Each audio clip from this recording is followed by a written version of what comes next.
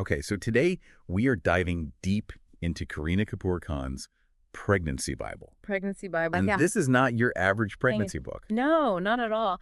And I think what makes this book so fascinating is that Kareena, who's obviously a huge Bollywood star, It's huge. really opens up and shares her own personal experiences right alongside advice from like top medical experts in India. Mm-hmm.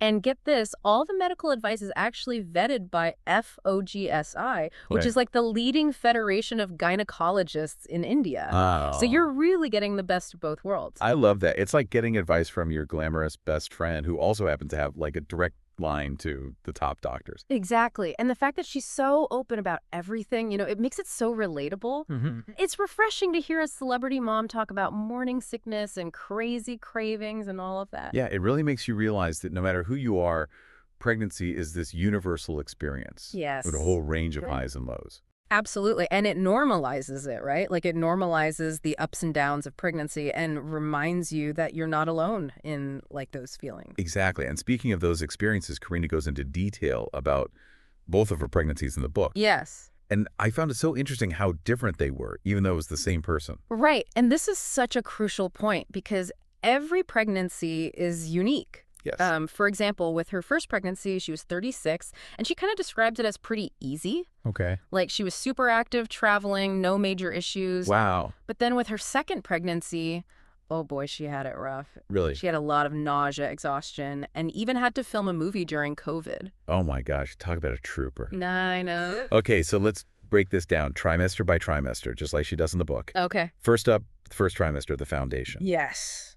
And I love that she points out that so much is happening in those early weeks. Oh, yeah? Even if you don't have a bump yet. It's true. Like, you don't look pregnant, but so much is happening. Yeah, week by week, the development is astounding. Oh, no, it's crap. Like by week 6, the baby's heart is already beating rapidly. Oh, my gosh. Yeah. I remember she talked about how her initial symptoms were totally different between her two pregnancies. With her first, it was just like a 4-day headache. Wow. And with her second, she had nausea for 18 weeks. Oh, no. I know. That just goes to show you how unpredictable each pregnancy can be. Totally. But I think what the book does a great job of is addressing those early anxieties that many women have, Yes. provides reassurance about what's normal, and debunks a lot of those common pregnancy myths. Yes. Like the myth that you need to immediately overhaul your entire life and wardrobe Exactly. second you see those two pink lines. Exactly. You don't have to dig out those maternity pants just yet. Thank goodness for that. I also really liked how the book includes advice from her actual doctors. Yes. Because it's one thing to read like generic advice, Right. but it's another to hear from the experts who actually cared for her during her pregnancy. It definitely adds a layer of credibility. Yeah. For example, there's Dr. Feroz Soonawalla, who delivered both of her babies. Okay. And he encourages taking precautions, of course, but Yeah. also emphasizes that women don't need to put their lives on hold during pregnancy. I love that balanced approach. Yes. It's all about being informed, but not letting fear Right. dictate everything. Exactly. And then there's Dr. Rita Shah, who gives some amazing tips on optimizing your vitamin intake during those early stages, Yes. which is so important. So important. And those are the kinds of details that I think are really valuable for anyone who's pregnant. It's one thing to know you need to be taking vitamins. It's another thing to understand how to maximize their benefits. Exactly. Okay, so you've survived the first trimester, Yes. and now you're entering what many call the honeymoon phase, the second trimester. Yes. The second trimester, time to embrace the glow. Yes. This is generally when most women feel their best. Okay. But, Kareena and her experts don't sugarcoat it.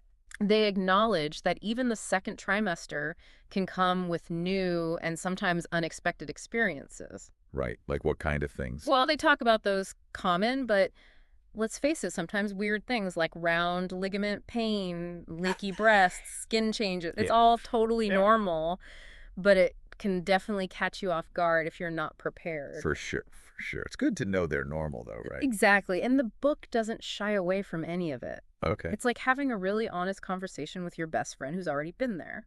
Okay, so for our listener who is in her second trimester Yes. and experiencing some of these things, What are some of the things that Kareena and her experts suggest? Well, one thing she talks about is managing weight gain Yeah. and those food cravings. Yeah. I mean, who doesn't crave weird things during pregnancy, right? Right. She talks about indulging, but also finding a balance. Yeah, that's so refreshing because I feel like there's so much pressure to just like resist every craving. Right. And let's be real, that's just not realistic. Exactly. And it shouldn't be about deprivation. It's about making healthy choices overall and enjoying those treats in moderation. Right. So it's about finding that balance, just like with everything else during pregnancy. Exactly. Now, I remember there were certain things that I struggled with in my second trimester, like those aches and pains that seemingly came out of nowhere. Oh, absolutely. The book talks about all of that. Okay. It's like they've compiled like a toolkit for navigating this trimester, Yeah. dealing with headaches, that dreaded symphysis pubis dysfunction, SPD, Oh, yeah. even finding relief from back pain with massage. It's all covered. Oh, wow. Yeah, It's like they've thought of everything. I know. And I bet her personal experiences with some of these things make it even more relatable. 100%. Like, for example, she talks about how she found relief from back pain through prenatal massage Okay. and emphasizes the importance of listening to your body and seeking support when you need it. Such good advice. Yes. Okay, so the second trimester is winding down. Yeah. And now you're entering the final stretch. Yes. The third trimester. That home stretch, right. Yeah. It's a mix of excitement and a little bit of, oh my goodness, it's almost here. Totally. And the book captures that feeling perfectly. Yeah. Things can feel pretty intense physically and emotionally. Yes. And the book acknowledges those changes head on. Yeah. Like Braxton Hicks contractions, trouble sleeping, Mood swings. mood swings, all of it. Yeah. And I think it's really validating for women to hear that even someone like Kareena, with all the resources in the world, Yay. still experiences these things. Mm-hmm. It's normal to feel overwhelmed and emotional at times, and it's okay to not feel like you have to have it all together. So true. So Yeah. knowing all of that, what are some practical things that women can do to prepare for labor and delivery? Because it can feel like this big, scary, unknown event. Yes. And I bet the book helps to demystify some of that. It really does. It covers so much ground. Yeah. For example, there's an entire section on packing your hospital bag. You know, what to bring for yourself, what to bring for the baby, because no one wants to be scrambling at the last minute trying to remember if they packed enough diapers. Right. You've got enough to worry about at that point. What else? Well, they delve into choosing a pediatrician, Okay. which can feel overwhelming in and of itself. Yeah. They also dedicate a lot of time to discussing pain relief options, Okay. because every woman's pain tolerance is different, and it's so important to be informed about your choices. Yeah. So you've got the basics covered. But what about more alternative approaches? Sure. Does the book touch on those at all? Absolutely. They talk about things like water birth and hypnobirthing. Okay. These are becoming increasingly popular, and it's great that the book sheds light on these different options so women can make informed choices about what feels right for them. Mm-hmm. It's all about having options and feeling empowered to choose what works best for your body and your baby. Exactly. And throughout this whole section, the book really emphasizes the importance of self-care Yes. and building a strong support system during this time. Because, let's face it, labor and delivery are a marathon, not a sprint. Oh, yeah. Okay, so the big day arrives, you've delivered your little one, and now you're entering the postpartum period, which, let's be honest, can be amazing, but also really overwhelming. It's such a huge adjustment. Huge. And Kareena's honesty about her own postpartum journey is so refreshing. Okay. She talks about those early weeks of recovery, the challenges of breastfeeding, the struggles with body image, even just the emotional roller coaster of it all. It's so real and so needed because I feel like a lot of women feel pressure to bounce back immediately and pretend like it's all sunshine and roses. Right, and it's just not realistic. Yeah. She talks about feeling overwhelmed, emotional, and even a bit lost at times, which I think is something a lot of new moms can relate to. So what kind of support does the book offer women who are in that postpartum period and maybe feeling all of those things are just one of those things? Sure. Well, I think one of the biggest things it stresses is that it's okay to not be okay. It's normal to experience a whole range of emotions, from joy and excitement to anxiety, sadness, even a bit of grief over the loss of your old life. It's such a huge transition. Yeah, So those feelings make perfect sense. exactly. And it's so important for women to hear that those feelings are valid and that they don't have to put on a brave face all the time.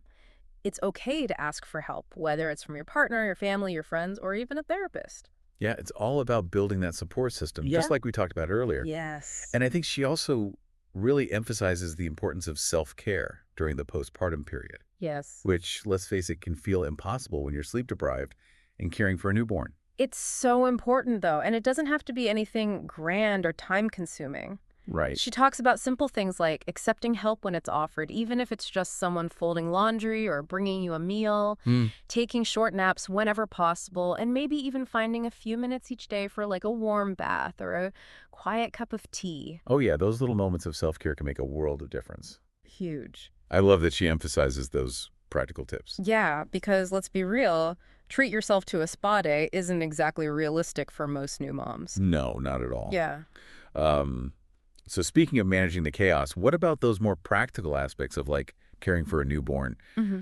I bet the book has some great advice on that front too. Oh, absolutely. It's surprisingly comprehensive. Okay. It covers everything from the basics, like how to be the newborn, Yeah. to those things that can feel a little more daunting, like how to establish a sleep routine or what to do when your baby just won't stop crying. Yeah. It's like having a parenting cheat sheet. Exactly. Speaking of like feeling overwhelmed, I remember when I was a new mom, I felt so much pressure to do everything perfectly and to have all the answers.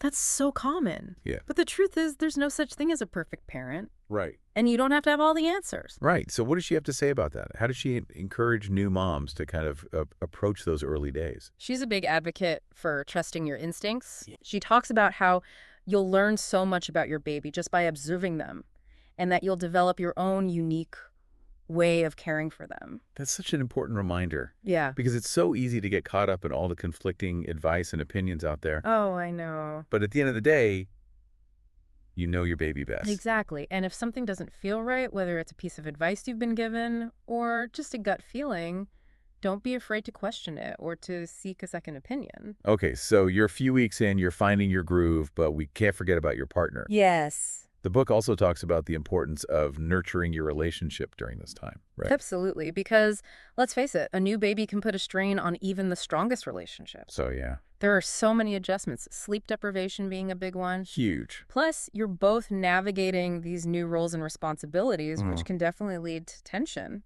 Yeah.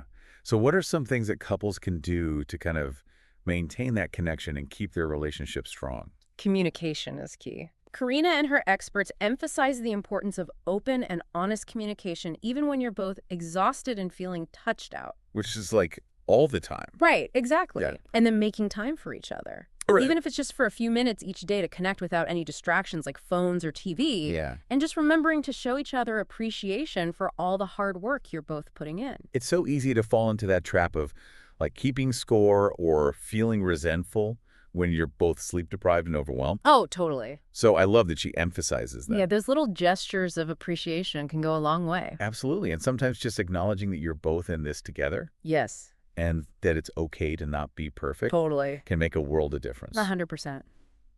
Now, before we wrap things up, I want to circle back to something you mentioned earlier, the importance of building a strong support system. Yes. Can you talk a little bit more about that? Like, why is it so crucial for new parents to have that support? Yes. It's essential because parenthood can be isolating, especially in those early days when you're home with a newborn 24/7. Totally. Having people you can turn to for help, advice, or even just a listening ear can make all the difference in the world. It's like having a village, even if your village is virtual these days. Exactly. And your village can include your partner, your family, your friends, other new parents you meet in your community or online, anyone you feel comfortable reaching out to.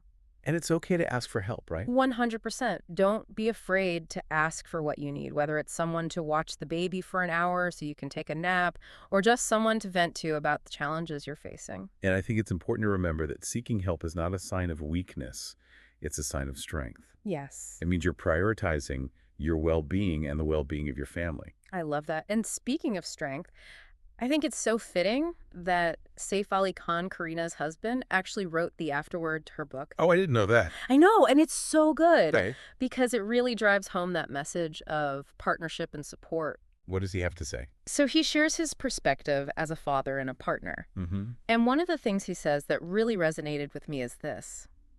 If there's anything I have learned as a father and a partner, it is that what matters is your intention. Wow, that's powerful. I know, right? What do you think he means by that? I think he's emphasizing the importance of approaching parenthood with love, compassion and a willingness to learn and grow. Mm-hmm. It's about being present, doing your best, and focusing on those positive intentions, even when things get tough, because let's face it, they will. Yeah. It's a good reminder that it's not about being perfect. No. It's about showing up with love and good intentions. Exactly. And I think that's a message that's really at the heart of Kareena's entire book. Yeah. It's not about following a set of rules or comparing yourself to others. It's about finding your own way, trusting your instincts, and embracing the messy, beautiful journey of parenthood. Well, I have to say, I think this deep dive has given our listener a lot to think about. A lot. What are some of the key takeaways you hope they walk away with? I think the biggest takeaway is that pregnancy, childbirth, and parenthood are all deeply personal journeys. Yes. There's no one right way to do any of it. Mm-hmm. What matters most is finding what works best for you, your baby, and your family. I love that. And that you don't have to do any of it alone. Yes. Build your village. Yes. Lean on your support system, trust your instincts, and don't be afraid to ask for help when you need it. Beautifully said. And on that note, we'll wrap up this deep dive into Kareena Kapoor Khan's Pregnancy Bible. Yeah. It's been such a pleasure chatting with you about this insightful and inspiring book. It really has. To our listener, we wish you all the best on your pregnancy and parenting journey. Yes. And remember, you've got this.